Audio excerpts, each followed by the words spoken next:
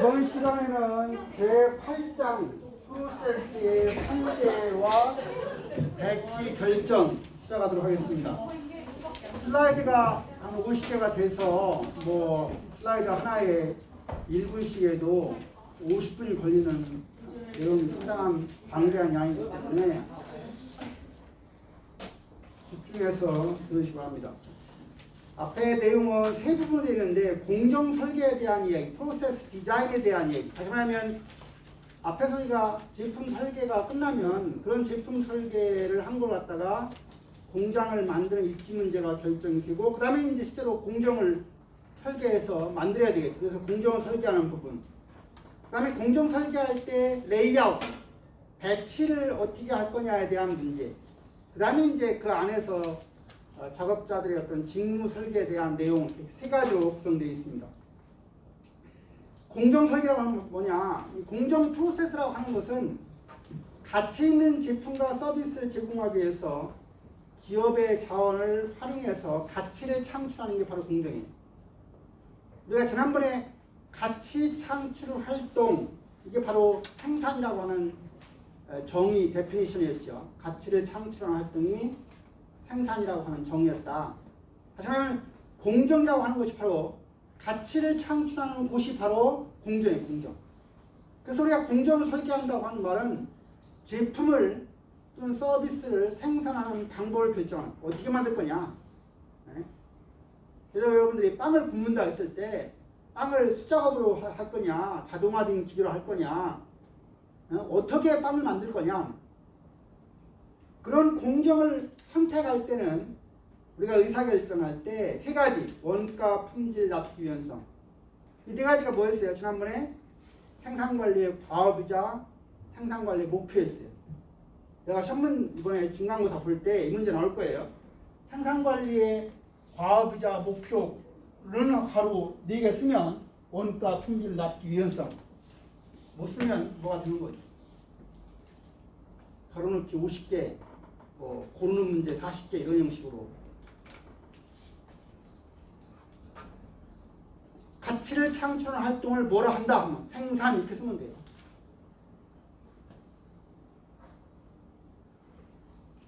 우리가 공정 설계의 과정이 이렇게 있어요. 세부 설계도나 설계 명세서가 만들어지면 제품을 분석하는데 제품 분석할 때 쓰는 게 조립도표, 작업 공정도표, 공정 흐름도표예요. 이걸 만들어서 분석해서 우리 회사에서 제조할 거냐 또는 밖에서 사올 거냐. 무슨 이런 얘기예요? 자동차 회사가 자동차 바퀴를 만들어요, 사와요? 밖에서. 이제 자동차 현대자동차가 자동차 타이어를 밖에서 사다가 자동차를 만듭니까? 자기네 현대자동차 안에서 바퀴를 만듭니까? 사다가 쓰죠. 왜 사다가 쓰는 것 같아요?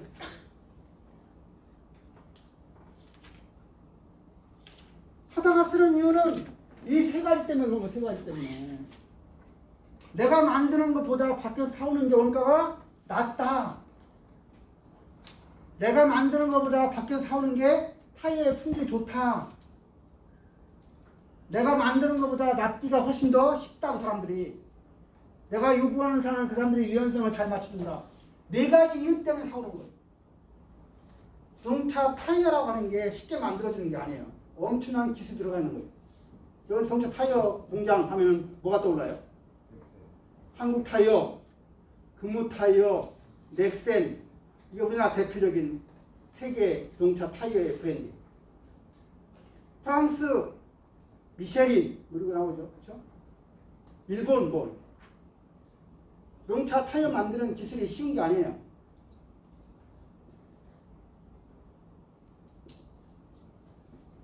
그러니까 내가 어떤 것 중에서 내가 만들 거냐, 제조할 거냐, 밖에서 사올 거냐, 이걸 결정하는 거예요. 그래서 만들기로 제조하기로 결정했다고 하면 이제 공정을 선택을 해서 공정 계획을 세우는 거죠. 공정을 선택하려고 하면 투자를 얼마 할 거냐, 이 중요해. 투자. 기존 설계가 있느냐. 네? 한번 했지만 반도체 라인 하나 만드는데 얼마 들어요? 10조. 네? 삼성 바이오로직스 무한회사예요. 윤정현 뭐 하는 회사예요? 네, 약 만드는 회사예요. 약을 개발하는 데 중점을 둔 회사가 아니고 제약회사가 어떤 신약을 개발하면 개발하는 데 엄청난 돈이 들어가기 때문에 약 만드는 공장을 또 엄청나게 만들 수가 없어요. 그러니까 이 세상에서 약을 제일 빨리 잘 만들어주는 회사가 삼성바이오로직스예요. 삼성바이오로직스는 신제품 약을 만드는 데 중점을 둔 회사가 아니야. 그러니까 어느 회사가 이 나라가 뭐 코로나 백신을 개발했다라고 하면 백신 만드는 일은 삼성바이오로직스가 하게 돼 있어요. 아까 제품을 분석할 때 뭘로 하느냐? 결국은 조립도피 만들고 작업 공정도표, 공정 이런 걸 만들어가지고 이제 우리가 제품을 분석하는 거예요. 이게 조립도표의 한 예예요. 동차, 자전거. 여러분들 자전거 타봤어요? 어렸을 때 무슨 자전거 타요? 세발 자전거. 난 세발 자전거 못 탔어요. 세발 자전거 안 사줘서 못 타고. 세발 자전거의 모양을 그림을 그리면 앞쪽 프레임이 뭔가 알아요? 시간 있으면 내가 수업 시간에 원래 3시간짜리로 하면 내가 여기다가 이 세발 자전거를 멋지게 그리는데 내가 그림 학생들이 웃어요. 잘 그렸다고. 웃은 학생 불러서 그리면 나보다 훨씬 못해. 내가 그림 잘못 그리지만 여러 번 그려봐서 어느 정도 비슷하게 그려요. 세발 자전거 앞쪽 앞바퀴, 오른쪽 바퀴, 왼쪽 바퀴는 뒤쪽이죠. 앞바퀴, 흙바지, 후크, 고정나사 이렇게 해서 이렇게 그려가지고 이렇게 보면 어떻게 세발 자전거가 만들어진다고 하는 걸 감을 잡을 수 있어요. 이게 이제 결국은 조립도표 중에 제품 구성도표가 됩니다. 공정 흐름도표 이런 거예요. 공정 흐름도표는 기호가 동그라미, 화살표, 네모, D자, 승합표 거꾸로 놓은 건. 요거 동그라미는 작업하는 걸 보여주는 것이고, 요 화살표는 이동하는 걸 보여주는 것이고, 뭐 네모는 검사, D자는 현재 지연시키는 딜레이, 그 다음에 세모 거꾸로 놓은 것은 저장. 그래서 이런 거 갖다가 공정 흐름도표를 만들어 보면 그 공정이 효율성 있는지를 갖다가 분석하는 도움이 돼요. 예를 들어서 동그라미 쪽이 많으면 좋은데 뭐 저장이나 움직이는 쪽이 많다고 하는 얘기는 공정이 제대로 잘못되었다. 그래서 이런 5가지 표준 기호를 이용해서 어떤 그림을 그려보면 공정이 효율적인지 안 효율적인 이런 것들을 파악할 수가 있습니다. 아까 얘기했어요. 제조할 거냐 구매할 거냐. 영어로 우리가 make or buy decision. make or buy decision. 어떤 품목은 밖에서 사오고 어떤 품목은 우리가 직접 생산할 것이냐 이걸 결정하는 게 결국은 make or buy decision. 오늘 아침 새벽에 무슨 날이냐면 테슬라가 테슬라 배터리 데이 뭐 이 날이었어요. 테슬라가 배터리를 어떻게 할 거냐 그래서 엄청 사람들이 고민했는데 사실은 그 내용에서 배터리 얘기는 별로 안 하고 뭐 곧 자기들이 한 달 이후에 자율주행차를 선보이겠다 이런 얘기가 중점이었던 것 같아요. 처음에는 배터리를 뭐 100만 킬로 가는 배터리를 자기들이 뭐 개발하겠다 이런 얘기 하지 않을까 해서 긴장을 했는데 기술이라고 하는 게 그렇게 쉽게 금방 나오는 게 아니죠. 그래서 제조, 구매, 메이커와 바이 디시전 결정할 때 주로 이런 걸 가지고 한다. 공정을 어떤 공정을 택할 거냐? 표준화 정도에 따라서 신축적인 공정이냐, 전용 공정이냐. 전용 공정은 그 제품만을 만들 수 있는 거죠. 반도체 공장에서 반도체만 만들 수 있는 거예요. TV 못 만들잖아요. TV 공장에서는 TV만 만들어요. 그러면 전용 공정이죠. 이것도 하고 저것도 할 수 있는 것은 신축적인 공정이에요. 예를 들어서 여기 논산에 공업사라고 했는데 논산 공업사 들어가면 자동차 고치는 곳이에요. 그러면 어떤 자동차가 고장나도 오더라도 신축적으로 다 그걸 해결하죠. 이런 것을 우리가 신축적인 공정이 주는 거예요. 그래서 우리가 공정을 선택할 때는 무엇이 영향을 주냐면 그 선택에 따라서 수율량이나 생산량 영향을 준다. 크게 보면 공정은 연속 생산 공정이 있고 대량 생산 공정이 있고 묶음 생산 공정이 있고 프로젝트 공정이 있어요. 그래서 이 공정의 특징을 보도록 하겠습니다. 프로젝트 공정은 어떤 공정이냐? 고객의 주문에 따라서 일정 기간 동안에 제품을 만드는 건데 대표적인 것이 아파트를 짓는다거나 선박, 배 만드는 회사. 배 만드는 게 시간이 많이 걸려요. 뭐 1년도 걸리고 2년도 걸리지. 뭐 신제품 이제 개발하는. 이제 뭐 코로나 백신 만드는 거 이거 뭐 세계 수많은 제약 기사가 이거에 붙어서 지금 하고 있죠. 근데 아직 결과가 안 나왔죠. 미국에서는 화이자나 뭐 존슨앤존슨 등등해서 11월 3일 날 트럼프 재선 자기가 되기 위해서 11월 1일부터 백신 공급하겠다 이렇게 큰 소리를 치는데 될지 안 될지 몰라요. 이미 중국은 백신을 지금 투약을 하기 시작했어요. 러시아도 투약하기 시작했어요. 근데 세계 많은 사람들이 러시아 안 믿고 중국도 아직 패션 이런 상황 잘 할까 걱정해요.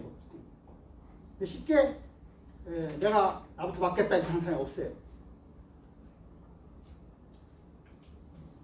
프로젝트 공정 관리의 주요한 요소는 뭐냐? 전체 프로젝트의 완성과 관련되어서 개별 어떤 작업을 갖다가 분석하고 계획하고 개별 작업을 어떤 것부터 순서를 먼저 하고 이런 것들을 결정하는 게 프로젝트 공정 관리에서 중요한 문제예요. 묶음 생산 공정은 다른 말로 단순 공정이라고도 하고 잡샵 공정, 잡샵. 양복점도 잡샵이죠. 양복점. 인쇄업. 내가 책을 써서 책방에다 맡기면 그 인쇄업도 각각 사람마다 다 요거 다르니까 그것도 단순 공정이고 잡샵이에요. 누가 제과점에 가서 이런 케이크를 만들어 주세요. 주문 케이크를 만드는 것도 이 단순 공정이에요. 기계 설계도 가지고 가서 이런 기계 만들어 주세요. 기계 제작소에 가서 그런 것도 전부 다 이런 단순 공정 또는 잡샵 공정이라고. 그래서 이런 잡샵 공정, 단순 공정에 가면 기계들이 어떤 기계가 있냐면 선반. 김민정, 선반이 뭐 하는 건가? 선반이란 말 들어봤어요? 네, 선반. 선반이라고 하는 거 기적은 들어봤어?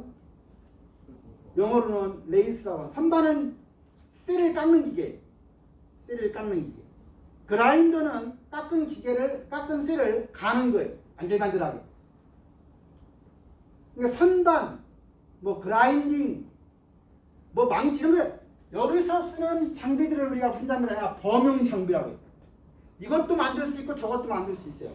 예를 들어서 톱이나 망치는 범용 장비죠. 책상도 만들고 도마도 만들고 이것도 만들고 저것도 만들고 이건 범용 장비예요. 제너럴 퍼포스 머신이라고 해요. 회자 나한테 집중. 범용 장비. 그래서 우리가 범용 장비를 가지고 일하는 사람들은 김도년 숙련공이에요? 숙련공이 아니에요? 숙련공이란 말 들어봤죠? 숙련되어 있다. 범용 장비로 일하는 사람들은 숙련공입니까? 숙련공 아닙니까? 숙련공. 현대자동차의 공장에서 일하는 사람이 숙련공이에요. 이런 공작소 이런 데서 일하는 사람이 숙련공이에요. 이제 누가 숙련공 같아? 공작소에서 일하는 숙련공. 현대자동차에서 문짝 가는 거는 하루만 하면 다 해요. 똑같아. 왜? 반복적인 일이기 때문에. 그 숙련공이 아니야. 노나 개나 거나 다 하는 거야. 그 누나. 가서 하면 다 하는 거야. 그러나 기계 제작소에서 하는 건요. 상당히 오랜 동안의 어프렌티십, 도제와 장인 이런 저게 없으면 안 되는 거예요. 내가 다녔던 그 조선소에서 배 만드는 데서 일하는 사람들 뭐 용접하고 하는 거 이거 숙련공이거든. 배 만드는 데 용접을 하는데 잘못해가지고 뭐 울퉁불퉁하게 하면 되겠어요? 배 가져가겠어? 안 가져가지. 그러니까 이런 그 단수 공정이나 잡사 공정에서 일하는 사람들은 우리가 숙련공이라고 해요. 숙련공. 그래서 작업마다 흐름이 다 달라요. 폴리제고 흐름이. 예? 표준화 정도가 낮아요. 그리고 여기서 만드는 제품들은 다 소량 생산만 해요. 대량 생산 공정은 어떤 공정이냐? 대량으로 만드는 거니까 자동차 라인이 대량 생산 공정이고, 뭐 카페테리아 식당도 대량 생산 공정이고요. 그래서 이런 대량 생산 공정에서 중요한 것은 라인 밸런싱, 생산 라인을 균형화시키는 게 중요해요. 뭐 가방 만드는 공장도 뭐 대량 생산 공정인데, 가방을 만든다, 가방 만든다 하면은 재단 공정이 있고, 재봉 공정이 있고, 마무리 공정이 있고, 마지막 마무리 공정, 여기 세 개가 있다고 합시다. 재단 공정, 재봉 공정, 마무리 공정, 뭐 포장 공정. 그러면 10명 있으면은 재단을 몇 명이 하면 돼요? 김인정. 자르는 일을 몇 명이 하면 돼? 네가 공장장이야. 그러면 작업장에 10명 있어. 그러면 자르는 사람을 몇 명 배치할 거야? 2명. 재봉 포매는 거는 몇 명? 2명. 그냥 마무리 뭐 자크 달고 뭐 이거 달고 하는 거 몇 명? 지금 몇 명 남았어? 6명 남았잖아. 네. 몇 명 할 거야? 그럼 고사가 몇 명 배치할 거야? 3명. 그럼 마지막 그 포장하고 이렇게 하는 데다 몇 명 배치할 거야? 3명? 저렇게 하면은 아주 나쁜 사람. 이제 너 몇 명 어떻게 할래? 그러면 이거 자르는 사람 몇 명 배치할 거야? 5명? 수업 진행이 안 돼. 수업 진행이 안 돼. 송유정, 너는 이 자르는 사람 몇 명 배치할 거야? 2명? 재봉 공정은? 꾸매는 공정은? 3명? 마무리 공정은? 자크 같은 거 달고 하는데 몇 명? 1명? 마지막 포장 공정은 그러면? 3명? 응? 이게 참 무슨 말인지 이해를 못해. 아니 가방 만드는 공정 중에서 가장 할 일이 많은 곳이 뭐예요? 오정현 어디가 가장 많이 들겠어? 가방의 형태를 만드는 재봉 공정이 가장 많이 들지 않겠냐? 자르는 거야 이거 혼자 하면 충분하지. 혼자 해도 나머지 사람들이 다 자르는 사람 1명만 배치하면 되고, 재봉 공정에다가 몇 명? 5명 배치하고, 뭐 2~3명을 마무리하고 1명 마지막에 배치하면 되지. 그렇게 하지 않고 너희들처럼 배치하면 어디 부서는 화장실 갈 시간도 없이 일해야 되고 어디 부서는 매 놀고 있어. 이제 이해 가냐? 그 작업장이 워크스테이션, 작업장. 그럼 작업장이 라인 밸런싱이 돼야 물 흐르듯이 갈 거 아니냐. 일을 조금 쉬는 것도 똑같이 쉬어야 되고. 그렇지 않겠어? 그 자르는데 2명 하고 재봉에다 2명 하고 그럼 나머지는 뭐 6명 하면 김인정 어떻게 되겠어? 그래서 네가 공장장이 안 되는 거야. 공장장이 안 되는 사람 다른 것도 못 하는 거야. 다 되는 게 아니야. 눈썰미가 있어야 할 거 아니냐? 그러면 제 김인정이가 첫 번째 당에서 얘기를 못했으면 그 다음부터는 이게 말이 나와야 될 거 아니냐? 재원아, 그래 안 그래? 그렇습니다. 그래야 라인 밸런스를 알지. 그리고 대량 생산 공정에서의 주로 장비는 전용 설비, 그것만 만드는 설비예요. 스페셜 퍼포스 머신. 여기서는 맨날 똑같은 일을 하기 때문에 하시는 사람들이 단순화되어 있고 지겨워요. 연속 생산 공정은 어떤 공정? 장치산업. 장치산업이라고 하는데 주로 화학 공장, 지지 공장, 맥주 공장. 옛날에 경상지 학생들은 꼭 맥주 공장 한 번씩 견학을 갔는데 여러분 맥주 공장 안 가봤죠? 네, 여기 하이트 공장 전지에 가까운 데 가면 공장 이게 다 보여주는데 그 맥주 공장이 바로 연속 생산 공장이에요. 맥주 공장 가면 좋은 게 있죠, 그렇죠? 맥주를 시큰 준다, 안주도 시큰 준다. 다만 학교로 돌아올 때 화장실에 가고 싶다. 그래서 우리가 연속 생산 공정은 주로 자동화 수준이 높아요. 그리고 작업자가 직접 일을 하는 게 아니라 작업자는 주로 기계를 감시하는 역할만 하죠. 장점은 효율성이고 딱 그거밖에 못하니까 유연성은 낮습니다. 그 다음에 이제 공정을 갖다가 지금 그런 형태가 아니라 고객이 주문이 있느냐 없느냐에 따라서 요 주문 생산 공정은 오다가 주문이에요. 오다를 낸다고 하죠. 주문에 따라서 만드는 거 이거 우리가 주문 생산 공정인데 이것은 이제 주문 생산 공정. 그래서 이때 가장 중요한 것은 납기를 잘 지키는 거예요. 납기를. 여러분들이 일주일마다 스탁수에 가서 자기 양복을 맡긴다고 해봐요. 뭐 옷을 맡긴다, 원피스를 맡긴다. 그러면은 그 스탁수 주인은 이거 언제까지 해놓을까요? 이렇게 얘기를 하죠. 물어보죠. 그럼 그 날짜를 납기를 지켜주는 게 참 중요한 거예요. 예를 들어서 이재원이가 학교 앞에 시험 때 복사를 하러 갔어요. 복사를. 근데 막 노트를 한 권, 김민정이가 노트 주는 자기가 김민정 노트를 다 복사해달라고 하는 거야. 근데 김도현이 와가지고 딱 2장짜리를 원하는 거야. 2장. 근데 이재원이가 먼저 왔어. 그럼 복사책 주인이 이재원이 거 다 해주고 김도현이 거 2장을 해주면 김도현이가 기다려 안 기다려? 어떻게 기다릴래 안 기다릴래? 집에 갈래? 옆집에 간단 말이야. 김도현이 기분 나빠서. 나는 2장밖에 안 되는데 막 30분 동안 그거 하고 있으면 짜증 나요, 안 나요? 짜증이 나지. 그러니까 복사집 아저씨는 어떤 방법으로 복사해주는 게 가장 성과가 좋으냐? FC, F5, First come, first out. FC, F5 순서로 하면 기분 나쁜 사람이 있어요. 먼저 온 사람 먼저부터 하면 공정하고 같지만 꼭 그렇게 할 필요 없어요. 어떻게 하면 돼요? SOT로 해야 돼요. 작업 시간이 짧은 것부터 해주는 게 사실 성과가 좋아요. 다만 이재원이한테 이 D학생 먼저 해주고 하면 안 될까? 이렇게 이 스킬스를 하고 하면 되겠죠. 그거 안 하면 이재원이가 기분 나쁘잖아요. 내가 먼저 왔는데 바꾸냐고. 그러나 이재원이도 보니까 김동현이가 2장밖에 안 되니까 그거 해주고 해도 자기가 큰 문제 없으니까 그럼 이재원이는 오케이 이렇게 하세요. 이해가요? 그러니까 여기 지금 주문 생산 공정에서 가장 중요한 것은 납기를 잘 지켜주는 게 중요합니다. 재고 생산 공정은 만들어 놓고 파는 거예요. 만들어 놓고. 아이스크림 공장 만들어 놓고 팔죠. 사실은요. 그러니까 수요의 불확실성에 대응하기 위해서 하는 거고 주로 우리가 예측해서 얼마쯤 팔릴 거다 예측해서 재고 관리하고 하는 것. 그래서 결국 이제 여기에서의 어떤 성과 척도는 생산의 어떤 자원을 잘 최대로 이용하는 게 중요한 거고 고객이 요구할 때 딱 그 제품이 있으면 되는 거죠.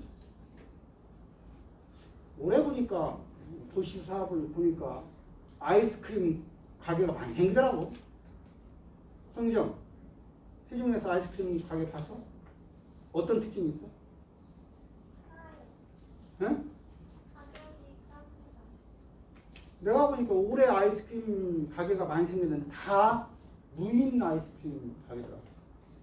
사람이 없고 그냥 파는 사람이 없고 들어가서 그냥 손님이 자기가 담고 싶은 아이스크림 이렇게 담아가지고 그 코스크라고 그래? 피스코? 그 가격 지불하는 거 거기다 이렇게 바코드를 읽히고 카드 넣어서 계산하고 나오는 거. 뭐 어딘가에서 그 찍고 있겠죠, 그렇죠? 네? 네. 그래서 아마 여러분들이 장난하려고 한번 물건값을 안 내고 아마 저기를 하면 아마 뭐가 찍힐 거예요. 요즘에는 뭐 한국 사람들이 그런 거 가지고 뭐 가서 뭐 속이거나 하는 사람들이 없어서 그냥 무인 가게가 잘 되는 거야. 아무 문제 없는 거야. 다시 말하면 이 세계 200개국 중에서 기차표를 끊지 않고 기차를 타는 나라가 10개가 안 돼요. 미국도 못 해요. 미국도 기차표 안 끊으면 너무 많은 사람들이 공짜 타려고 막 하는 놈이 많아가지고 안 되는데 우리나라가 빨리 시작했어요. 기차표 안 끊고 그냥 기차 타도 아무 문제 없잖아요. 기차표 안 끊고 타는 사람이 있어요, 없어요? 거의 없어요. 뭐 기차표 끊기 전에 차가 와가지고 어차피 달려가가지고 하는 경우가 어차피 있다가 그 안에 가서 끊어야지 했는데 마음이 좀 바뀌어가지고 쓸모이 없으니까 어떻게 다 걸린 사람이 한두 명 있을지 모르지만 뭐 1000명이면 한두 명 있을지 모르지만 근데 1000명에 한두 명은 그것 때문에 기차표를 끊는 것보다 훨씬 더 하잖아요. 그래서는 뭐 안 하고 해도 아무 문제 없습니다. 왜 그게 가능하냐? 먹고 살만 해야 돼. 내가 2만 원, 3만 원 때문에 내 어떤 명예 이게 더 소중하다는 걸 알기 때문에 그거 안 끊으려고 하는 사람이 없는 상황으로 나라가 선진 시민이 된 거예요, 사실은. 네. 고맙게 생각해야 돼요. 우리가 그렇게 할 수 있는 나라로 위에 사람들이 만들어준 거에 고맙게 생각해야 돼요. 두립생산 공정은 이제 중간 두립품들을 모아서 결국 이제 하는 건데 이게 사실은 우리나라의 어떤 그 제조업의 특징 중에 하나죠. 사실은 뭐 자동차도 이 조립생산 공정에 해당이 되는 것이고 배 같은 것도 전부 다 조립생산 공정에 해당이 되는 거죠. 그래서 공정을 선택할 때 중요한 의사결정은 뭐냐? 시장 여건을 고려해야 되는데 뭐 TV 만드는 공정은 내 라인 공정이에요. 그래서 아까 잡샷 공정은 단수 공정으로 했죠. 배 만드는 거, 아파트 짓는 거, 뭐 다리 건설하는 것은 프로젝트 공정이고. 그래서 이런 시장 여건은 경쟁의 관점에서 고려한다. 자본이 얼마나 들어가냐? 되게 우리가 이런 라인 공정은 프로젝트 공정이나 단수 공정보다 훨씬 더 돈이 많이 들어가는 공정입니다. 그러니까 아까 반도체 공정이 라인 공정인데 라인 공정이 자본을 더 많이 요구합니다. 노동력 이용 가능성 측면에서 프로젝트 공정은 단수 공정은 숙련 노동자예요. 그러니까 배 만드는 회사, 자동차 회사보다 훨씬 더 숙련 공무. 공작소 있는 사람도 숙련 공무 사실은. 그 사람들은 도면만 보면 다 만들었잖아요. 그러니까 하루 이틀에 되는 게 아니에요. 또 학력이 높고 그런 건 아니에요. 그러나 오랜 동안의 도제 과정을 거쳐서 능력이 개발된 거예요. TV 만드는 공정이나 무슨 자동차 만드는 공정이 일하는 사람들은 상대적으로 미숙련 공이에요. 누구나 반복적으로 그 일만 하기 때문에 요새는 그래서 현대자동차 같은 경우도 상당히 공장이 이제 자동화 라인으로 가는 바람에 다 로봇이 일을 하지 사람들 거의 안 해요. 지금 들어와 있는 사람들이 나가면 더 이상 안 뽑는다. 이런 식으로 자꾸 회사가 변하고 있죠. 그 다음에 관리 기술, 원자재 이용 가능성과 가격 이런 걸 가지고 우리가 이제 공정을 선택한다. 공정을 선택할 때 이 그림이 나오는데 예를 들어서 생산량이 많으냐 적으냐에 따라서 비용과 관련해서 그러니까 라인 공정 같은 경우는 생산량이 많은 경우는 라인 공정을 택하라는 얘기죠. 중간 정도면 단수 공정인 거고 생산량이 아주 작은 경우는 프로젝트 공정이 좋다 합니다. 그 다음에 필라이트라는 사람이 프로세스 매트릭스라 해서 제품 공정 행렬을 만들었어요. 그래서 제품의 구조가 소량 생산 낮은 표준화부터 시작해서 대량 생산 높은 표준화로 발전이 되고 그 다음에 공정의 구조가 잡샷에서 연속으로 가는데 여기 그림을 가만히 보면 이 대각선상에 위치할 때 이 인쇄업은 여기가 맞다는 얘기죠. 중장비 만드는 곳은 여기가 맞고요. 그 다음에 설탕 만드는 공장이 제당 공장인데 설탕 만드는 공장은 대량 생산 높은 표준화이면서 우리가 일상생활에 쓰는 일용품이죠. 그렇기 때문에 연속 흐름의 공장에서 만들어야 좋다는 얘기죠. 그래서 대각선상에 위치해야 사실은 올바른 형태인데 대각선에서 벗어날 때 예를 들어서 대각선보다 아래쪽으로 오는 경우가 있고 위쪽으로 오는 경우가 있는데 대각선상에 아래쪽으로 오면 생산을 더 투자하는 거예요. 생산 공장에 더 돈을 많이 투자하는 것이고 만약 대각선상의 위쪽에 온다는 이야기는 마케팅 지향적인 회사예요. 여러분들 무슨 말이냐면 옛날에 칠성재화라고 하는 구두 만드는 공장이 있는데 칠성재화는 구두 만들 때 가급적이면은 수작업을 해요. 수작업으로 만든 구두가 비싸요. 자동화 라인에서 만드는 게 비싸요. 수작업이 비싸죠. 네, 수작업이 비싸요.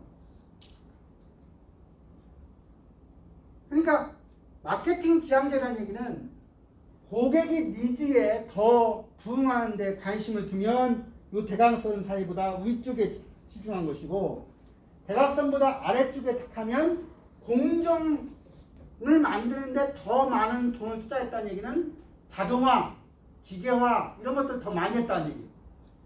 자동화나 기계를 많이 했다는 얘기는 고객의 요구를 다 담지 못한다는 얘기죠. 그게 제품 공정 매트릭스에 대한 얘기입니다. 그래서 여기 지금 읽어보면 그런 얘기들이 나와 있습니다. 그래서 공정 이제 그렇게 해서 공정 설계가 끝나면 공정은 계획을 세우는 것에 대한 이야기를 나오는데, 요즘에는 이제 이 컴퓨터 지원 공정 기기라고 해서 컴퓨터가 이런 것 공정을 계획하는 것을 상당히 도와주는데 전문 소프트웨어 시스템이 만들어져서 그것이 가능하게 된다. 여기까지가 공정에 대한 얘기고, 지금부터는 배치에 대한 얘기예요. 여러분들 배치 레이아웃, 이 강의실 배치, 강의실 배치, 여러분들 방의 배치. 여러분 방에 들어가면 뭐가 있어요? 책상 있나요? 침대가 있나요? 네? 예를 들어서 뭐 화장실이 있나요? 그러면 배치가 어떻게 되는 게 좋을까? 네. 예를 들어서 머리가 화장실로 향하고 잠을 자나요? 그렇게 하지 않죠. 잠을 어떻게 자야 돼요? 침대의 머리가 내가 잠자는 모양이 동쪽 아니면 남쪽까지 가야지, 내 머리가 북쪽이나 서쪽을 두고 자도록 그렇게 레이아웃 하지 않죠. 이해 가요? 우리 집에 들어갔는데 들어가자마자 문 앞에 현관에서 화장실이 보이면 그건 아닌 집이에요. 아니 우리 집 작아가지고 화장실 바꿀 수 없어요. 그런 경우는 화장실 앞에다가 이런 판을 하나 더 세워서 화장실이 안 보여야 돼요.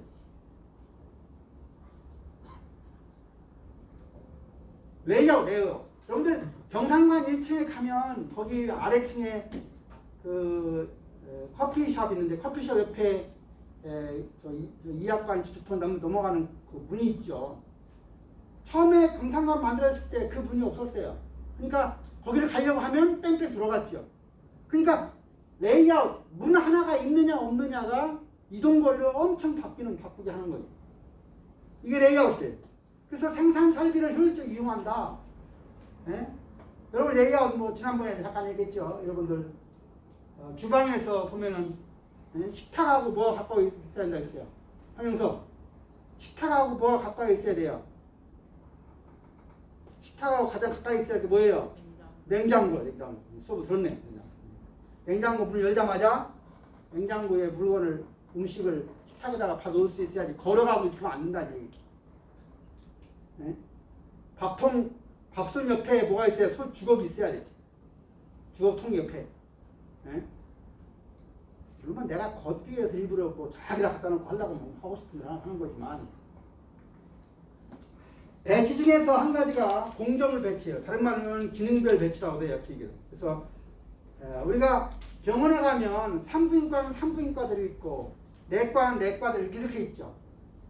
여기 공작소 가더라도, 그 눈산 공업소 가더라도 도장 공장, 뭐 페인트 칠하는 공장 있고 엔진 공장 있고 따따로 돼 있죠. 이렇게요. 덩어리 위에 있죠. 그게 전부 다 기능별 배치 또는 공정별 배치예요.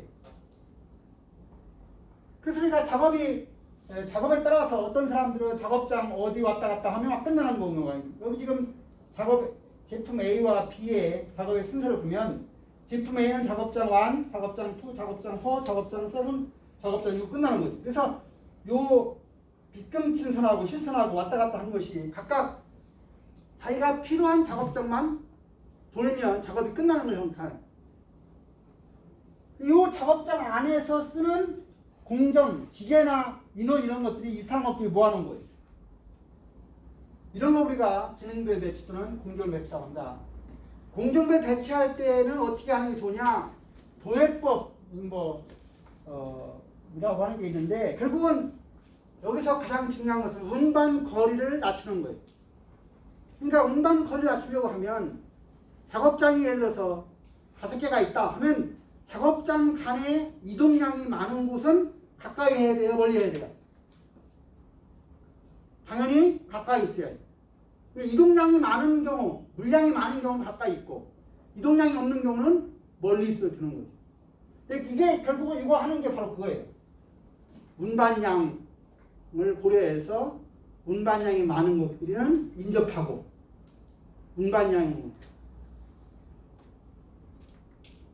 그 다음에 시스테매틱 레이아웃 플레이라는 게 이제 체계적인 배치 기법인데 이게 이제 그 전차는 이렇게 되어 있고 이게 도서관 걸 가지고 그 SLP를 보여주는데 도서관에 가면 전기간행물실, 복사실, 도서대출, 창구, 도서 목록 이런 것들이 있어요. 이런 장소를 어떻게 위치하는 게 좋으냐? 전기간행물실의 면적은 이만큼이고 복사실의 면적은 이만큼이에요. 근데 전기간행물실과 복사실은 왜 붙어 있어야 되냐면 없어요. 반드시 붙어 있어야 돼요. 왜 붙어 있어야 되냐면 전기간행물실은 빌려가지고 집에 가는 게 아니라 거기서 빌려가지고 자기가 필요한 데만 복사해가지고 가는 곳이기 때문에 복사실하고 전기간행물실은 붙어 있어야 돼요. 근데 열람실하고 휴게실은 붙어 있으면 좋아 나빠요? 오정현, 열람실하고 휴게실이 붙어 있으면 안 좋아 좋아? 안 좋아. 왜 안 좋아? 공부하려고 하는데 자꾸 시끄러워. 윤주경이가 와가지고 막 시끄러우면 기분 나빠 안 나빠요? 화가 나죠? 그래서 열람실하고 휴게실은 절대로 붙어 있으면 안 돼. 시끄러워 소음 때문에. 이렇게 소리가 이런 어떤 그 붙어 있어야 되는 거, 소음 이런 것들을 이제 고려해가지고 하는 겁니다. 그래서 여기 지금 금이 3개가 있는 것은 1과 2는 반드시 붙어 있어야 되는 거예요. 여기 지금 이렇게 써 있는 것은 1과 6은 반드시 떨어져 있어야 되는 것이고 3개가 제일 붙어 있어야 되는 것이고 2개는 붙어 있으면 더 좋고요. 하나는 이런 식으로 해서 그림을 그려보면 요 지금 4와 6이 반드시 붙어 있어야 되는데 현재 떨어져 있잖아. 1, 2, 3, 4, 5 최초 안이에요. 최초 안. 그러니까 이걸 바꾸는 거야. 4와 6을 붙어 있게 하려고. 그래서 4와 6이 지금 붙어 있게 대각선으로 지금 붙어 있게 하는. 1, 2는 지금 붙어 있죠. 이렇게요. 붙어 있죠. 3, 4도 붙어 있죠. 네. 근데 6하고 5는 좀 떨어지죠. 이게 이제 완전 완벽한 이상적인 해는 아닌데 이런 과정을 거쳐서 반드시 붙어 있으라고 붙여놓고 떨어지려면 떨어지고 이런 걸 몇 번 단계를 거치게 되면 상당히 이제 처음보다는 이상적인 안으로 가게 됩니다. 이게 이제 SLP 방식이겠습니다. 그래서 이런 것들도 이제 점점 사람이 손으로 하는 것은 작업장이 몇 개 안 되는 경우는 가능한 작업장이 많으면 안 되죠. 그래서 오늘날 작업장이 예를 들어서 뭐 공장 같은 데 가면 작업장이 60개 그 건물도 중간에 복도 라인이 있고 이쪽에 교실이 있고 저쪽에 교실이 있고 그렇게 해서 한 60개, 70개, 100개만 이렇게 되더라도 거기에서 관련된 인풋 데이터만 주고 배치하라 하면 이런 기법들이 컴퓨터 기법들이 딱 안에 주는 거예요. 야 어느 부서 어느 부서는 붙어 있고 어느 부서 다 만들어 오죠. 그래서 공정별 배치를 했을 때 장점은 뭐냐? 기계 이용도 당연히 좋을 것이고 단점은 뭐냐? 재고 비용이 증가한다 등등. 그 다음에 제품별 배치예요. 아까 제품별 배치할 때 잠깐 아까 얘기한 것 중에 뭐 재봉 공정, 가방 만드는 공정을 얘기했어요. 가방 만드는. 그래서 여기 라인 밸런싱 조립 라인이 균형이 돼야 되는데 왜 중요하냐? 이 작업자 작업 1과 2를 묶어놓고 작업 3이 하나의 작업장이고 작업 4와 5가 하나의 작업장이 지금 여기 3개인데 이런 유효 시간이 가급적 적도록 조립 라인 균형이라는 것은 공정 흐름의 불균형, 이 라인 노는 거, 유효 시간을 최소화하도록 만든 게 결국은 라인 밸런싱. 그래서 공정 불균형률은 NC는 작업장 수, 사이클 타임 분의 NC에서 총 작업 시간을 빼서 이제 불균형률을 구하는데 생산 주기는 하루의 생산 시간을 하루의 생산량을 나눠요. 그래서 이 문제에서 어떤 작업을 하는데 A라고 하는 작업은 45초, B는 21초에서 총 이렇게 해야 완성이 되는 거예요. 근데 이렇게 해서 하루에 몇 개를 만들어야 되냐면 500개를 만들어야 돼. 하루에 작업시간은 점심시간을 포함해서 10시간이니까 사실은 7시간 작업한다는 얘기예요. 그래서 7시간에다가 초니까 60분 60초를 곱해가지고 500개를 만들어야 되니까 결국은 사이클 타임이 50.4초마다 물건이 하나씩 탁탁 만들어져야 총 하루에 500개를 만드는 거예요. 500개를. 근데 앞에 여기 있는 시간을 다 더하면 그 시간이 195초야.